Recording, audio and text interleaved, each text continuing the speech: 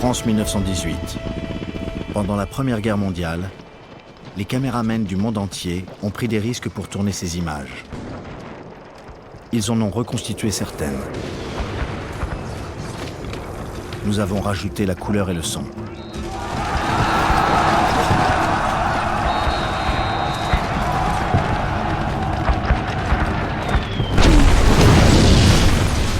« 11 novembre 1918, 11 heures du matin. Ce jour-là, c'est le silence. L'armistice est signé. Clairons et cloches sonnent le cessez-le-feu.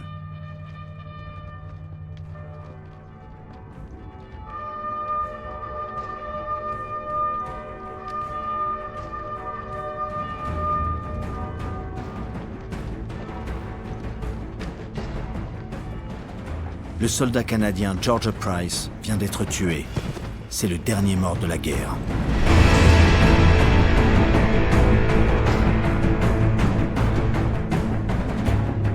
De 1914 à 1918, près de 80 millions d'êtres humains ont été plongés dans la guerre.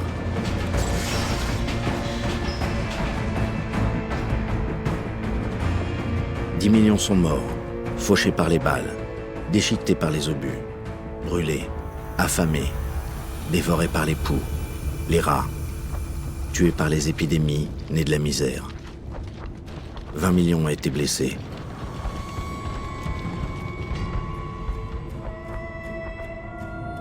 Quelle démence s'est emparée des Autrichiens, des Serbes, des Russes, des Allemands, des Français avec leurs colonies, des Anglais avec leur empire, des Italiens, des Japonais, des Turcs, des Américains. Ils ont de la chance, ceux qui s'en sortent vivants.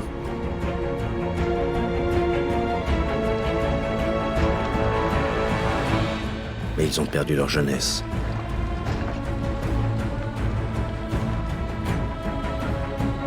Ou leur visage. Ou leur raison. Comment le monde a-t-il déchaîné une telle furie ?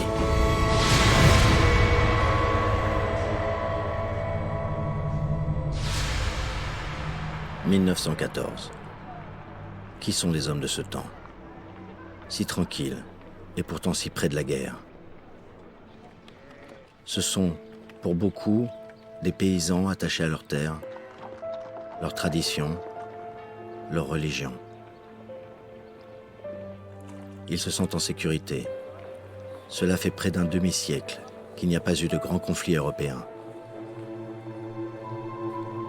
Les rentiers peuvent profiter de ce bel été de 1914.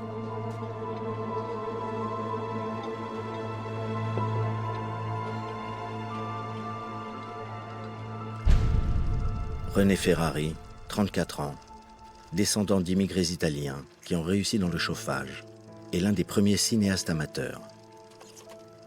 Il pense que le film gardera l'image de son bonheur, qui ne s'est pas si fragile. Avec Jacqueline, sa femme, ils ont 3 enfants. Pierre, Claude et Alain. Et une fidèle bonne, Alphonsine. Ils vivent à côté du chemin de fer, pour eux moderne et pratique. Il va partout. Il transportera des armées. Il les emmène au Mont Blanc, escalader la mer de glace, avec une canne et des chaussures de ville, symbole de l'inconscience des futurs officiers.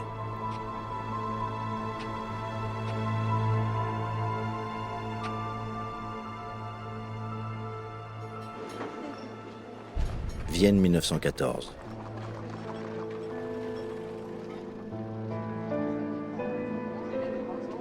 La capitale de l'Empire d'Autriche-Hongrie est décrite par Stefan Zweig. Partout s'ouvraient de nouveaux théâtres, de nouvelles bibliothèques, de nouveaux musées. Partout on allait de l'avant. Qu'est-ce qui aurait bien pu interrompre cette ascension, entraver cet essor qui tirait sans cesse de nouvelles forces de son propre élan ?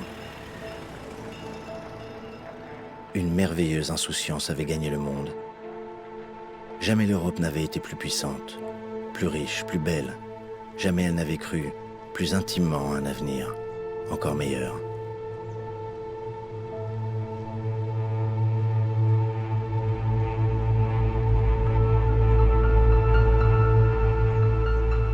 C'est encore la belle époque, mais pas pour tout le monde. Les ouvriers travaillent 2 fois plus longtemps qu'aujourd'hui et sont payés 2 fois moins.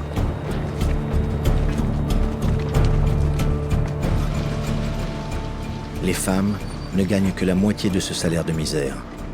En théorie, les enfants de moins de 12 ans ne doivent pas descendre à la mine.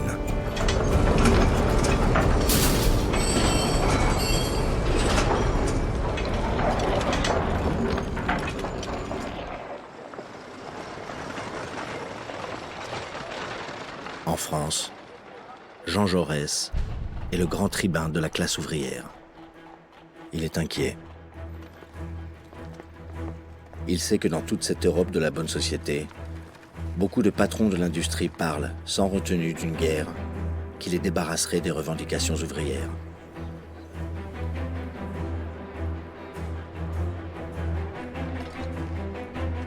Jaurès dit : « Votre société, violente et chaotique, même quand elle veut la paix, porte en elle la guerre, comme le nuage porte l'orage. Les industriels profitent de la course aux armements. Les grandes puissances préparent la guerre. Les services militaires interminables forment les hommes à la guerre.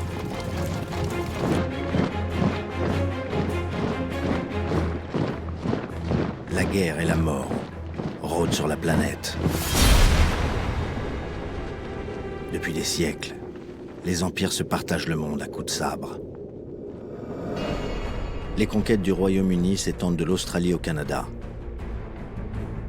Celles de la France, de l'Indochine à l'Afrique. L'Allemagne a aussi des colonies, mais veut une plus grosse part du gâteau.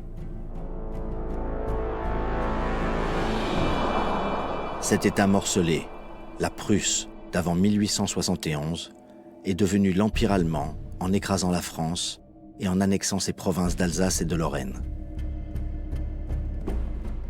L'empereur d'Allemagne, le Kaiser Guillaume II, 55 ans, entouré d'une caste militariste, fait construire une marine de guerre pour surpasser celle de l'Angleterre.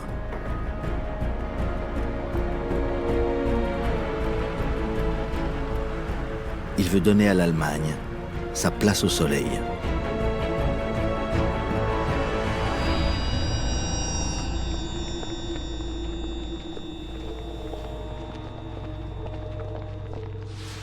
15 juin 1914.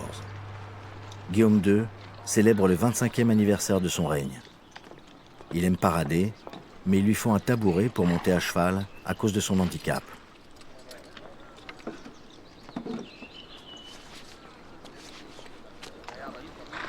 Né d'un accouchement difficile, il a le bras gauche atrophié. Il le maintient posé sur son épée.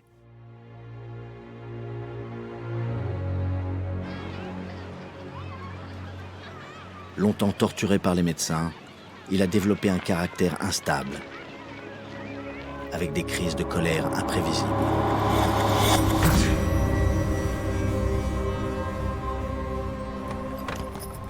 Il est marié avec sa cousine Augusta Victoria.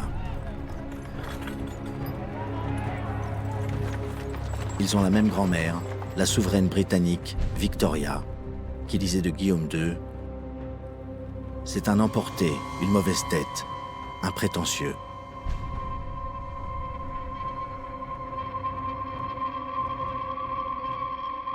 Guillaume II vit mal sa parenté avec la famille royale de Londres, si puissante, si dominatrice. Un jour à la chasse, il se blesse et pousse un cri révélateur. « Maudit sang anglais !» Pour Guillaume II, le Royaume-Uni est une menace depuis qu'avec la France et la Russie, ils forment la triple entente. Cela provoque chez les Allemands un sentiment d'encerclement et donc de peur. Leur seul allié, c'est l'Empire austro-hongrois, alors une mosaïque de peuples, sur lequel règne, depuis 60 ans, l'empereur François-Joseph Ier, 84 ans.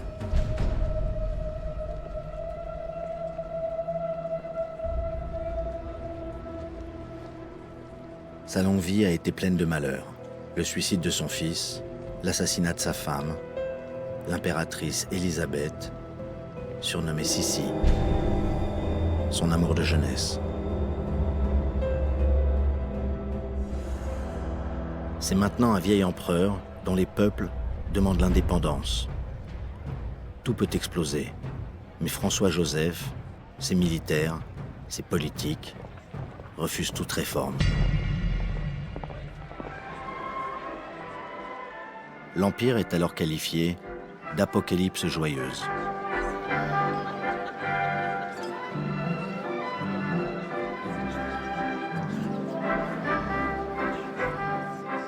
La fête continue, comme pour ce mariage de Zita, la belle princesse qui épouse Charles, le petit-neveu de l'empereur.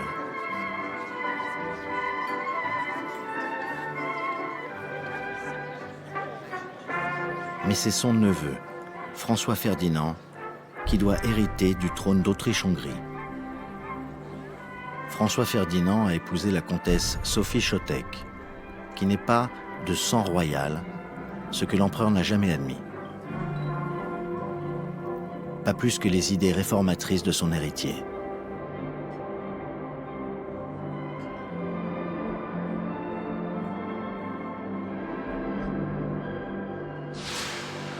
« 28 juin 1914. La machine infernale va se déclencher. Un dimanche, François-Joseph, dans sa résidence de campagne, part pour la chasse.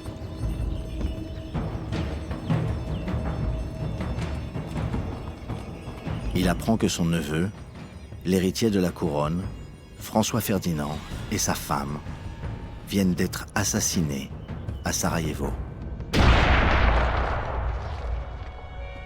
L'empereur ne manifeste aucun sentiment. Il dit froidement « Une puissance plus haute que moi vient de rétablir l'ordre. »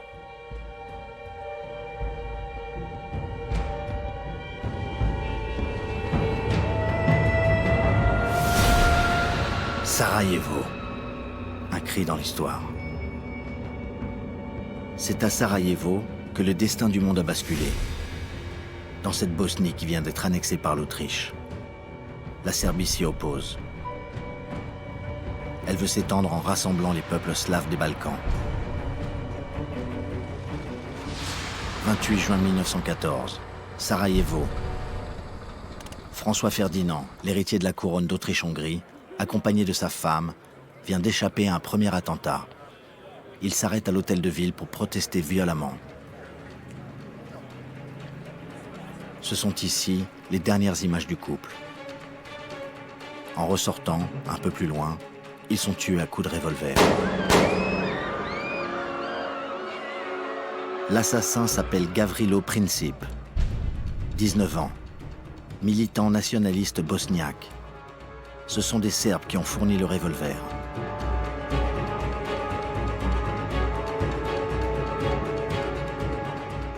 Cet attentat de Sarajevo, qui aura des conséquences incalculables, est d'abord perçu comme un fait divers.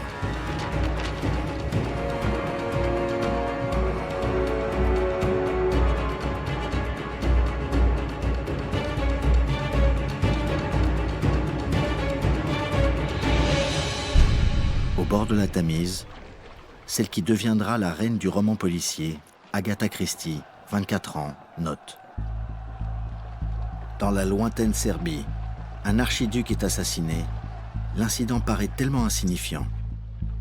Dans ces pays, on assassine tous les jours. Les Anglais ne se soucient pas, en effet, de ce trou noir de l'Europe, appelé alors la poudrière des Balkans. En 1912, 2 guerres balkaniques font 200 000 victimes.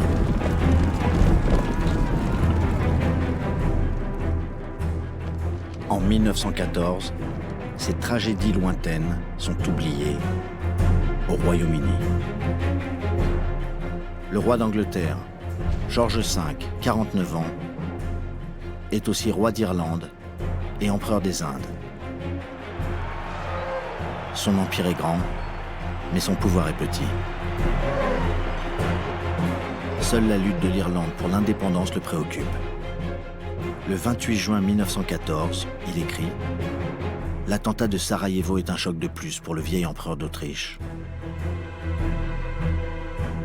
George V ne pressent rien de ce qui va éclater.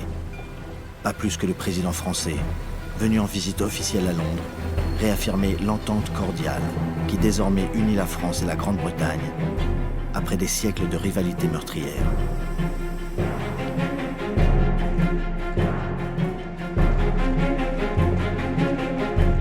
Raymond Poincaré, 54 ans, est un modéré, mais il est originaire de Lorraine et comme tous les Français, il veut la reconquérir. 3 juillet 1914, avec les funérailles de François Ferdinand et Sophie Chotek, le compte à rebours vers la guerre est enclenché. Les militaires autrichiens ont toujours cherché un prétexte pour soumettre la Serbie. Ils ne peuvent prouver sa culpabilité dans l'attentat de Sarajevo, mais ils parviennent à convaincre leur empereur. Le chef d'état-major autrichien dit « Il faut se débarrasser des Serbes parce qu'ils ne cessent de mordre, comme des serpents, le talon de l'Empire. » Mais c'est compter sans la Russie, protectrice des Slaves. À Saint-Pétersbourg, capitale de l'Empire russe, règne depuis 30 ans sur 170 millions d'habitants, le tsar, l'empereur Nicolas II, 47 ans.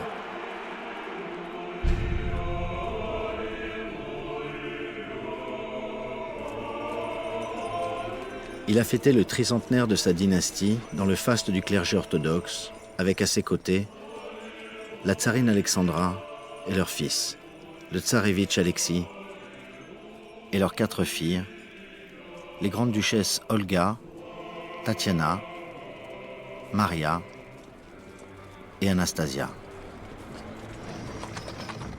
La Russie avait perdu en 1905 une guerre contre le Japon et vécu une première révolution.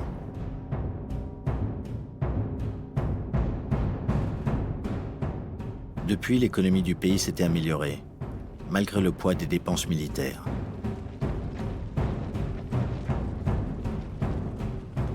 Début juillet 1914, alors que se trament les malheurs de l'Europe, le tsar part en croisière sur la Baltique, à bord de son yacht.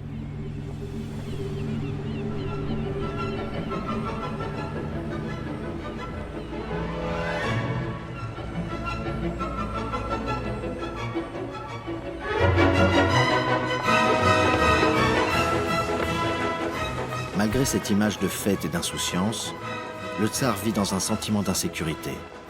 Une menace plane sur la paix. Une menace plane sur sa dynastie. Son héritier, son seul fils, le tsarévitch Alexis, 10 ans, est hémophile. Son sang ne peut pas se coaguler.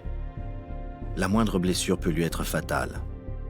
Sa mère, l'impératrice, pour conjurer ce sort qui la plonge dans la dépression, fait appel à une sorte de moine guérisseur. Raspoutine, à l'influence grandissante. Raspoutine fait du bien au tsarévitch, mais se mêle des affaires du tsar. Le tsarévitch, obsession de ses parents, obtient à force de pleurer de descendre à une escale, avec la permission de ramer, mais pas de se baigner.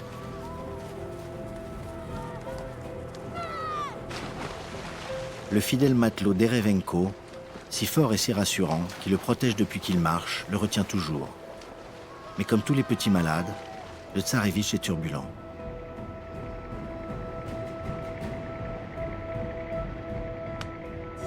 Pourra-t-il jamais jouer ?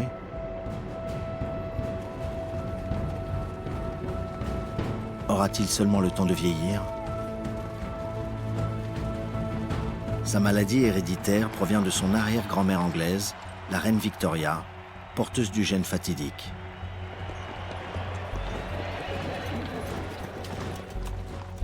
la reine Victoria était morte en laissant des trônes à ses descendants.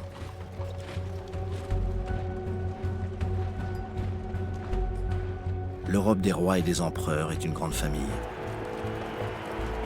Le souverain britannique George V et le tsar Nicolas II sont cousins et se ressemblent comme des jumeaux. L'empereur allemand Guillaume II est aussi un cousin et même le parrain du tsarévitch. Dans la famille, la paix devrait régner. Mais dans chaque pays, un fort courant nationaliste voit la guerre comme l'occasion d'en finir avec un rival menaçant. Et l'assassinat de l'héritier du trône d'Autriche, François Ferdinand, est, pour Guillaume II, ce qu'il y a de plus grave, attenter aux droits divins de la monarchie.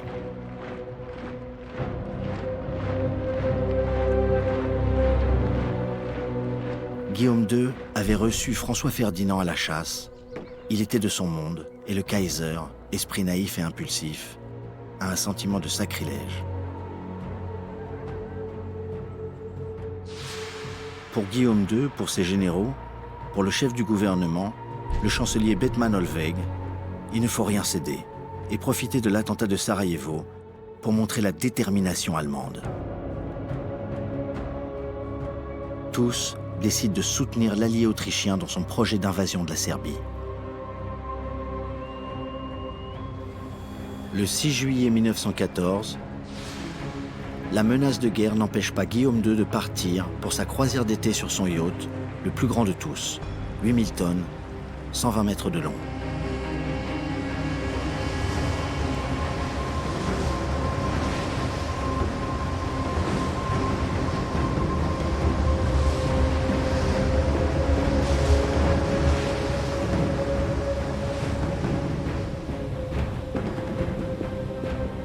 Guillaume II ne croit pas à une généralisation du conflit.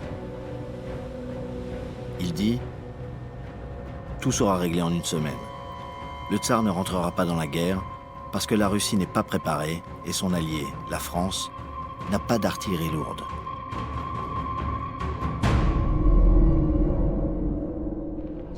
20 juillet 1914. Le président de la République française, Raymond Poincaré, arrive en Russie. Poincaré, républicain laïque, soutient sans état d'âme un monarque absolu et religieux comme Nicolas II. Ce voyage, préparé de longue date, tombe bien dans cette crise. Poincaré vient s'assurer de la solidité de l'alliance avec les Russes et de la bonne tenue de leur armée.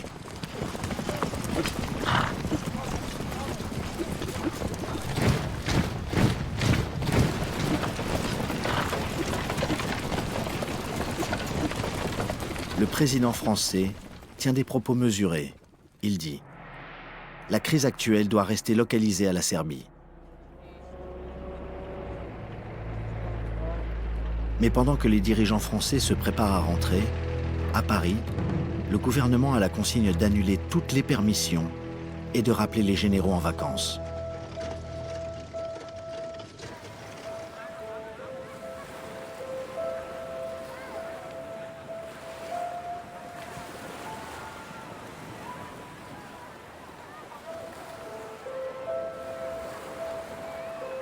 Alors que les privilégiés s'initient au bain de mer en oubliant Sarajevo, l'engrenage des alliances s'enclenche inexorablement.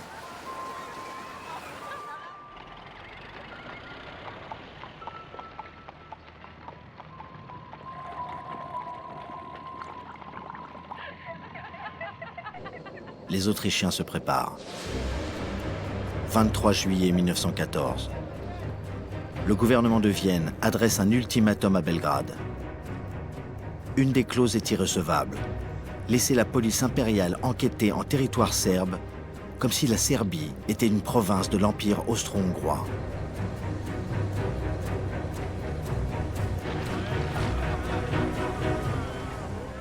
L'ultimatum autrichien à la Serbie signifie la guerre pour la presse du monde entier.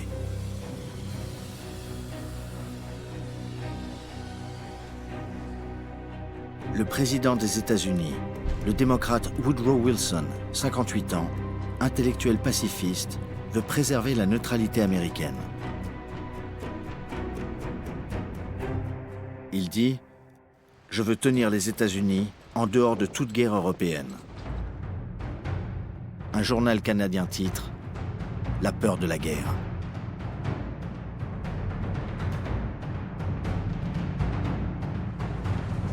Herbert Asquith, le Premier ministre anglais, pressant l'escalade vers un conflit d'une nature inconnue. Il dit « Nous sommes près de l'apocalypse ». Son ultimatum rejeté, l'Autriche-Hongrie déclare la guerre à la Serbie. «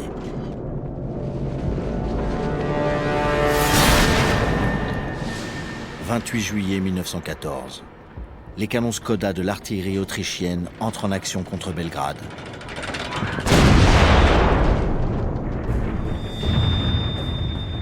La Russie, dans sa logique d'alliance avec la Serbie, envoie des troupes à la frontière austro-hongroise. «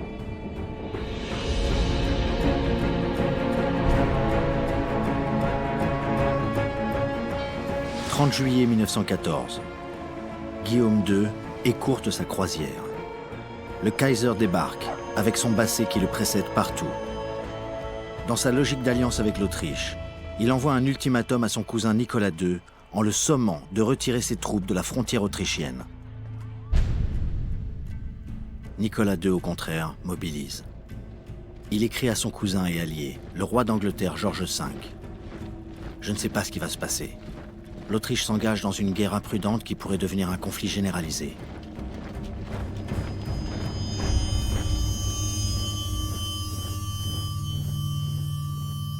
Sans réponse de Nicolas II à son ultimatum, Guillaume II hésite, parle de sauver la paix. Mais autour de lui, militaires et industriels le poussent vers la guerre en faisant porter par la Russie la responsabilité de l'extension du conflit. «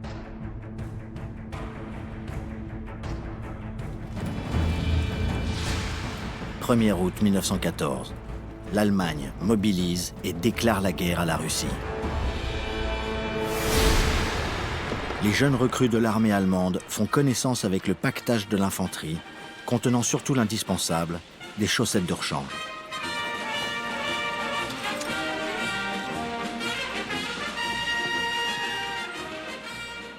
Tout juste sorti de l'enfance, il se voit confier une baïonnette, si dangereuse. Et, symbole de cette armée allemande, l'étrange casque à pointe pour protéger des coups de sabre. Beaucoup sont heureux de défendre leur patrie menacée, comme le futur écrivain Ernst Junger, qui dit alors « Nous avions quitté les salles de cours ou les établis, et les premières semaines d'instruction nous avaient fondu en un grand corps brûlant d'enthousiasme.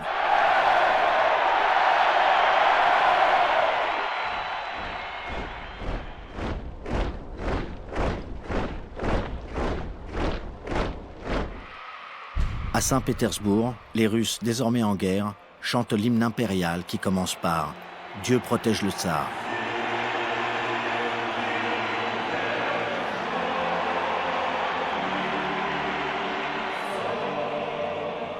L'ambassadeur de France est là. Il écrit « Le tsar est saisi par l'émotion. Son peuple l'investit d'une mission divine. Il est le souverain absolu des corps et des âmes. »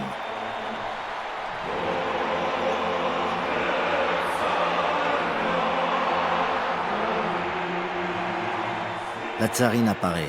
D'origine allemande, elle s'inquiète. Son frère va combattre dans les rangs de l'ennemi.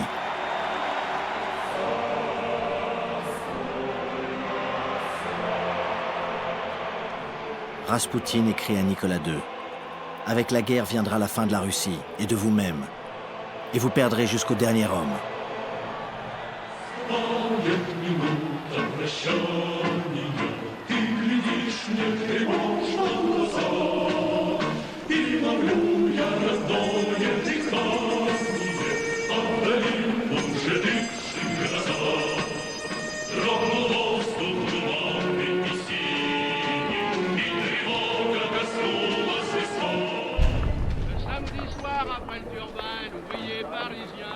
Dans un dernier moment d'insouciance, les Parisiens s'intéressent à l'arrivée du Tour de France.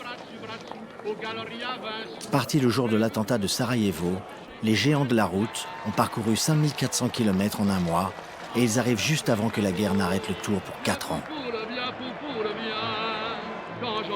chanson, ça me rend tout polisson. Ah, viens pour, viens pour, viens.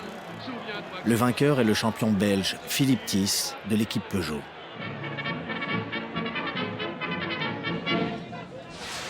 « 1er août 1914. Les halles de Paris, le ventre de la capitale, son cœur populaire, se réveillent en deuil.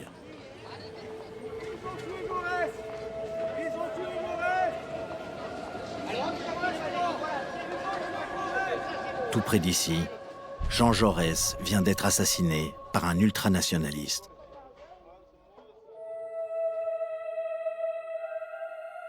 La plus grande figure du pacifisme avait tenté de convaincre les ouvriers allemands de refuser d'aller se battre. Il avait prédit: au moment où nous sommes menacés de meurtre et de sauvagerie, il n'y a plus qu'une chance pour le maintien de la paix. C'est que le prolétariat rassemble ses forces. Français, Anglais, Allemands, Italiens, Russes. Demandons à ces millions d'hommes de s'unir pour écarter l'horrible cauchemar.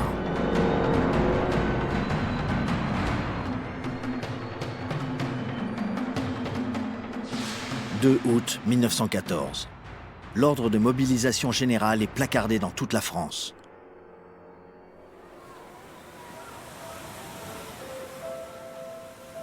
En vacances en Bretagne, un étudiant en médecine, Louis Maufray, raconte: c'est une belle fin d'après-midi d'été. J'entends la petite cloche de la cathédrale. Elle tinte à un rythme inhabituel, précipité. Tout le monde s'arrête. On a compris. Les femmes pleurent, les hommes, figés, regardent, hébétés, le clocher, sans rien dire. C'est le tocsin.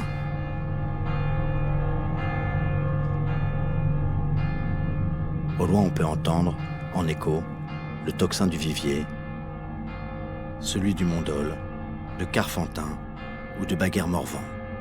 C'est poignant.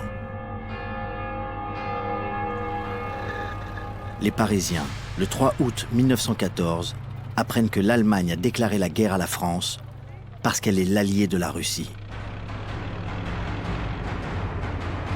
C'est aussi le jour de l'enterrement de Jaurès. Et avec lui, du pacifisme. Les ouvriers français, allemands ou russes, se rallient à la défense de leur patrie. En France, Poincaré baptise « Union sacrée » ce triomphe des forces nationalistes. «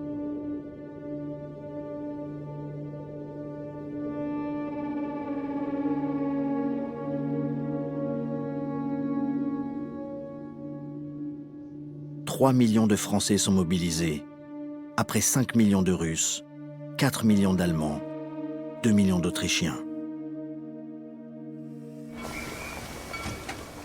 Sur ces hommes qui partent, Stefan Zweig écrit: en 1914, après un demi-siècle de paix, que savait-il de la guerre?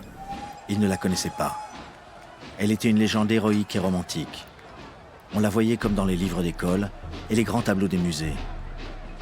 D'éblouissantes attaques de cavaliers en uniforme resplendissant, une foudroyante marche à la victoire sans beaucoup de victimes, une aventure sauvage et virile, une expérience aussi merveilleuse et excitante.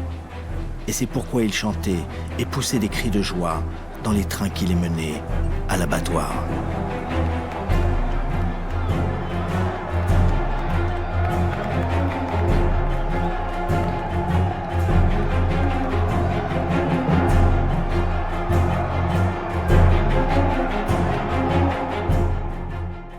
S'ils ne sont pas heureux, ils préfèrent ne pas le montrer. L'agriculteur toulousain Henri Despérières dit: toute tristesse était bannie, nous voulions crâner devant la population.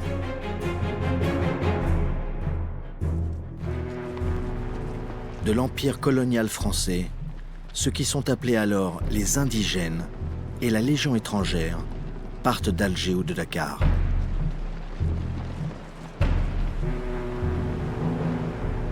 Sur des bateaux presque aussi chargés que les négriers d'antan, ils affrontent, résignés, dansant pour la caméra, la traversée vers un monde dont ils n'ont aucune idée.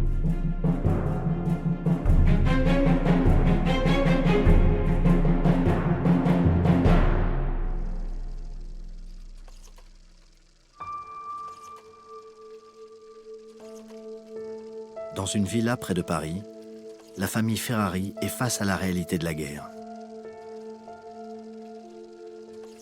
Les hommes sont mobilisés, comme tous les Français, de 20 à 48 ans. Dans la roseraie, Jacqueline pense que René reviendra vite. Les roses n'auront pas le temps de faner, que la guerre sera finie.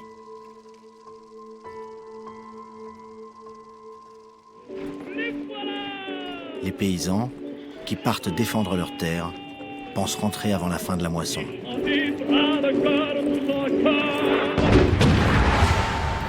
3 août 1914. Les Allemands attaquent. Ils misent sur une victoire fulgurante, une guerre courte. Leur plan, le plan Schlieffen, du nom du général allemand qui l'a conçu, consiste à passer à travers le Luxembourg et la Belgique avant que les Russes attaquent à l'Est et obligent les Allemands à se battre sur 2 fronts. La violation de la neutralité de la Belgique, créée après la défaite de Napoléon pour servir d'état tampon entre le Royaume-Uni, la France et l'Allemagne, entraîne une réaction immédiate de Londres.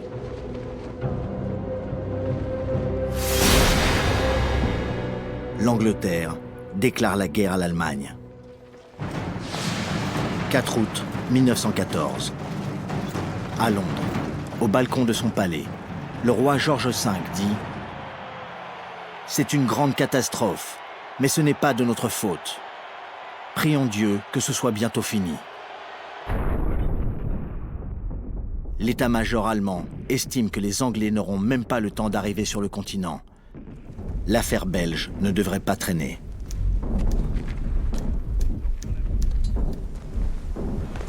Les Belges tiennent bon.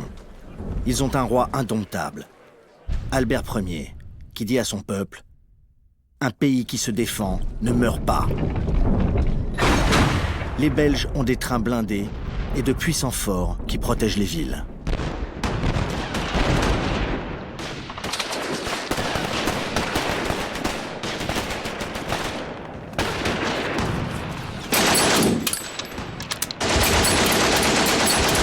Pour les Allemands, c'est une mauvaise surprise. Ils perdent des jours sur leur plan de guerre.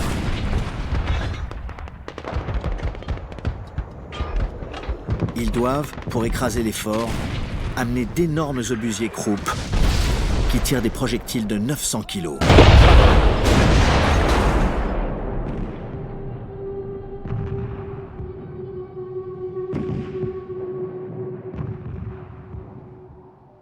Alors les Belges rendent leurs voies ferrées inutilisables en précipitant leurs propres trains les uns contre les autres.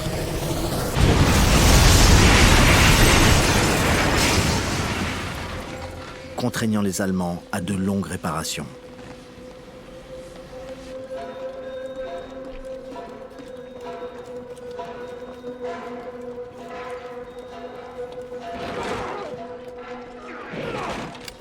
Pendant que les Allemands piétinent en Belgique, que les Russes préparent leur offensive, les Austro-Hongrois, qui disaient punir la Serbie en 1 semaine, s'enlisent.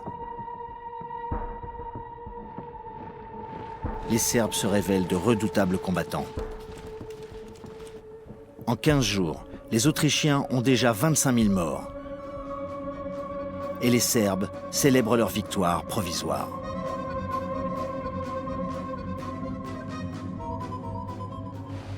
Tout ceci donne le temps à l'Empire britannique de se mobiliser. La première marine du monde va entrer en action, avec à sa tête, déjà, un jeune ministre appelé Winston Churchill. La Grande-Bretagne, qui n'a pas de service militaire obligatoire, a besoin de volontaires. Ils sont galvanisés par une célèbre affiche où le maréchal Kitchener, héros de la conquête de l'Afrique, proclame « Votre pays a besoin de vous », ce que crient aussi les sergents recruteurs.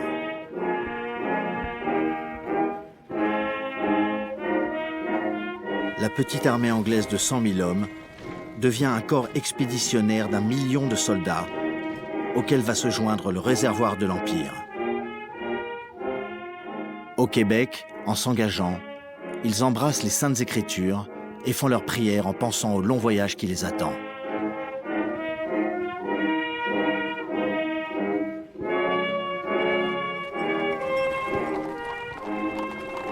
Ces départs inspireront plus tard un touchant personnage de roman, Le cheval de guerre de Michael Morpurgo, qui raconte l'odyssée de Joey, le cheval de ferme.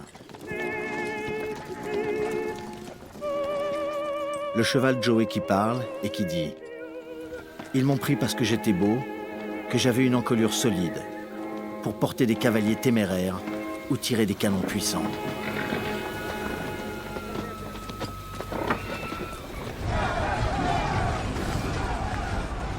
« 10 millions de chevaux serviront l'Empire britannique, venant même d'Australie ou de Nouvelle-Zélande, pour souffrir et mourir, comme les hommes. »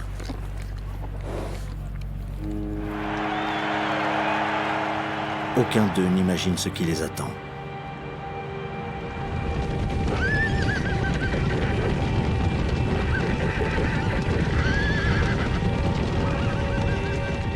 Nombreux sont les chevaux qui n'ont jamais été montés.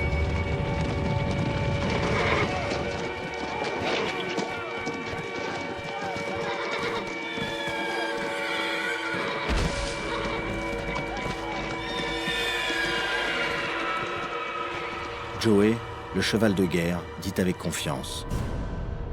Les soldats de Sa Majesté qui vont en France et en Belgique avec nous débordent d'optimisme, comme s'ils embarquaient pour un grand pique-nique.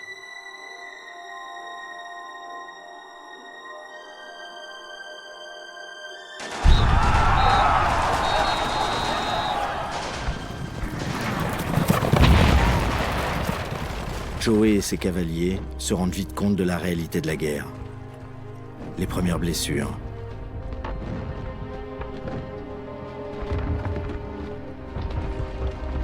Les premiers prisonniers allemands. Et les Belges, si courageux, jusqu'au bout de leur force.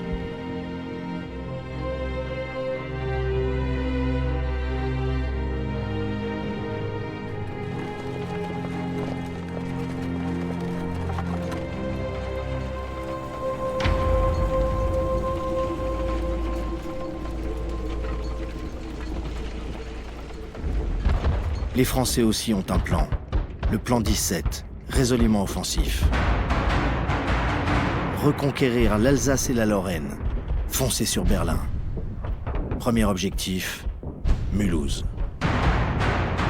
« 7 août 1914, les Français prennent Mulhouse. Cette entrée en fanfare est mise en scène pour le cinématographe avec les enfants des écoles, les bouquets de fleurs et la ferveur patriotique en costume traditionnel. L'armée française d'août 14, c'est surtout l'infanterie, formée en gros bataillons comme sous Napoléon, avec un uniforme inadapté à la guerre moderne, des pantalons rouges dangereusement voyants et pas de casque.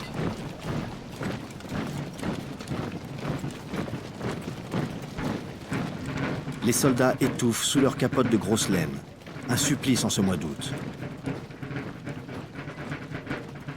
Ils sont chargés d'un lourd pactage et portent le fameux fusil Lebel qui pèse 5 kilos. Mais ce Lebel, comme le Mauser allemand ou le Lee Enfield anglais, a une puissance de feu jusque-là inconnue, un tir à répétition, une portée de 400 mètres, ce qui rend archaïque et criminel les charges à la baïonnette en rang serré.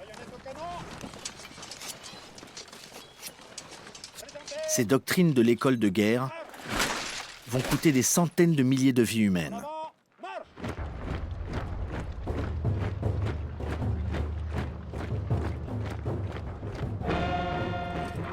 Trois jours après ces prises de vue, les soldats français sont chassés de Mulhouse par les Allemands, qui vont ensuite tirer sur la foule, accusés d'avoir commis des actes hostiles à l'encontre des soldats du Kaiser.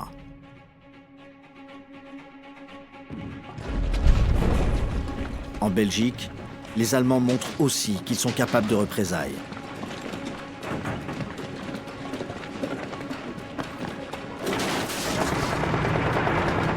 Ils ont peur des francs-tireurs. Ils perdent vite leur sang-froid. Quand ils pensent avoir capturé des tireurs embusqués, ils les fusillent.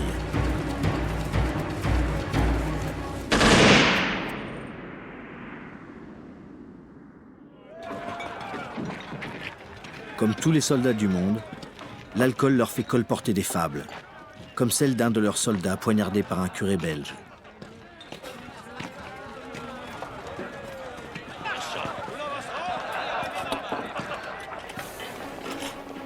La peur de l'envahisseur fait s'enfuir des milliers de civils. Belges, Français et Anglais accusent ceux qu'ils appellent les Boches de violer, couper les seins des femmes et les mains des enfants.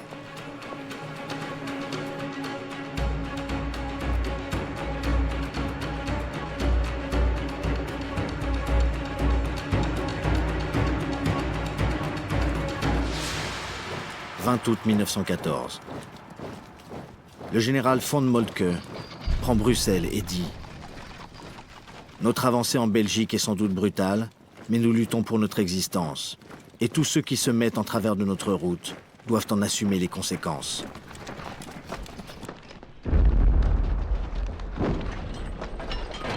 Les Allemands s'acharnent sur les monuments historiques, incendient l'université de Louvain, dévastent cette ville, appelée jusque-là l'Oxford belge, et sa bibliothèque irremplaçable.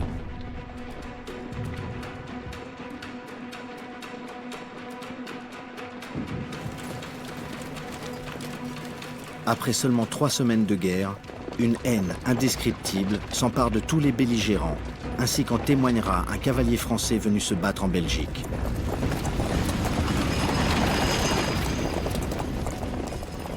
J'entre dans une maison, je monte à l'étage.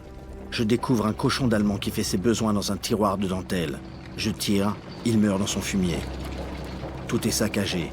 Les plus bas instincts se réveillent chez ces germains amis de la musique.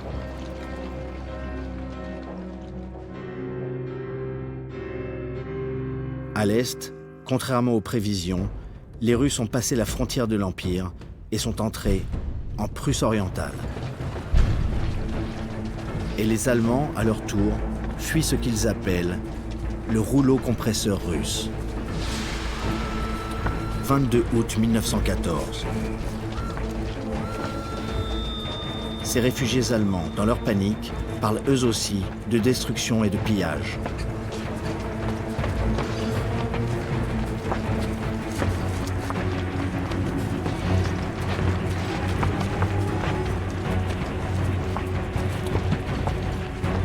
Le peuple a peur, le peuple doute. Le Kaiser, Guillaume II, passe de l'abattement à l'excitation guerrière. Sa paranoïa s'aggrave. Il répète « L'Angleterre, la France et la Russie se sont concertés pour faire contre nous une guerre d'extermination. »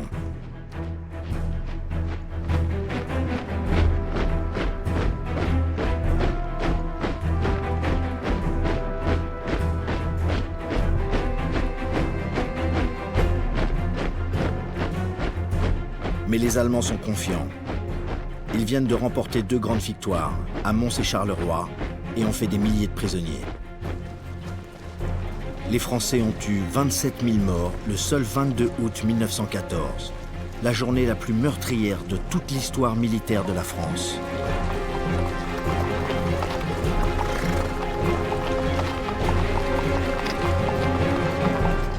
Guillaume II s'adresse à son peuple. Il dit « Wir werden uns wehren bis zum letzten Hauch von Mann und Ross. Und wir werden diesen Kampf bestehen, auch gegen eine Welt von Feinden. Noch nie war Deutschland überwunden, wenn es einig war. » L'armée allemande marche sur Paris. Même s'il a pris du retard, le plan Schlieffen est en passe de réussir. Le gouvernement français a quitté la capitale. Les Allemands ne sont plus qu'à 50 km de Paris. La victoire est proche.